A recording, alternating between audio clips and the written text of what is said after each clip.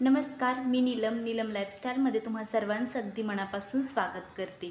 तुमचा आजचा दिवस खूप छान आनंदात जाऊ, तुमच्या मनातील सर्व इच्छा स्वामी महाराज पूर्ण करू देत. आजच्या व्हिडिओमध्ये आपण पाहणार आहोत श्रीरामांच्या मूर्तीचे डोळे कोणी बनवले होते. अयोध्येतील असलेल्या श्रीरामांच्या प्राचीन मूर्तीचे डोळे घडवण्याचे भाग्य मिळाले, यावर वीरेंद्र सोनी काय म्हणतात ते पाहूया. भगवान श्रीरामांच्या मूर्तीचे डोळे जोधपूरच्या पल्लवांनी स्वतःच्या हाताने सोन्याचे बनवले होते. भगवान श्रीराम हे त्यांचे पूजनीय दैवत असल्याचे त्यांनी सांगितले आहे. उत्तर प्रदेशातील अयोध्येत भगवान श्रीरामांचे भव्य मंदिर तयार झाले आहे. श्रीराम 22 जानेवारीला या मंदिरात विराजमान झाले आहेत. देशभरातील रामभक्त प्राणप्रतिष्ठेची तयारी करत होती.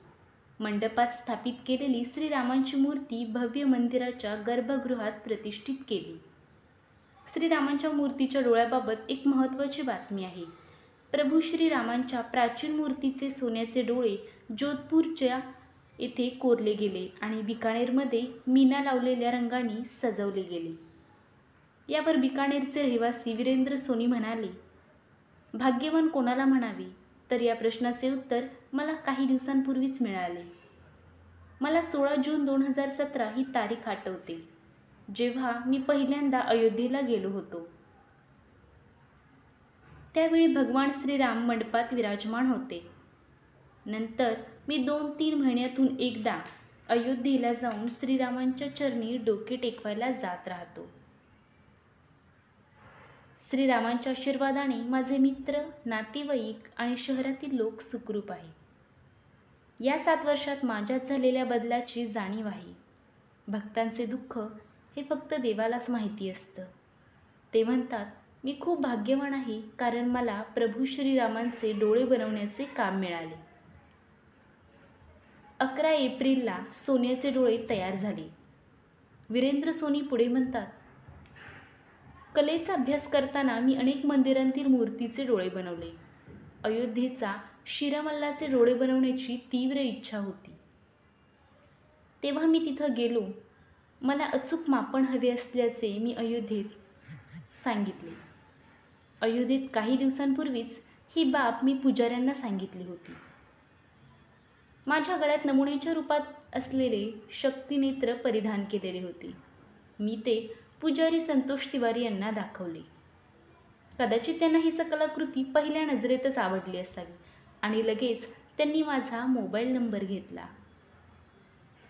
दुसऱ्याच दिवशी स्वतः पुजारी श्रीरामलाचे जुने डोळे घेऊन मी राहत असलेल्या गेस्ट हाऊसमध्ये आले. प्रभूंचे आधीचे डोळे माझ्यासोबत आहेत, म्हणून मी मला भाग्यवान समजतो.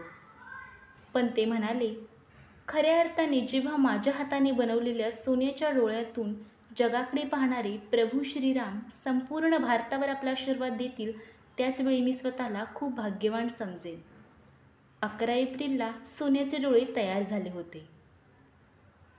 15 जुलैला अयोध्येचे पुजारी संतोष तिवारी यांना सांगितले.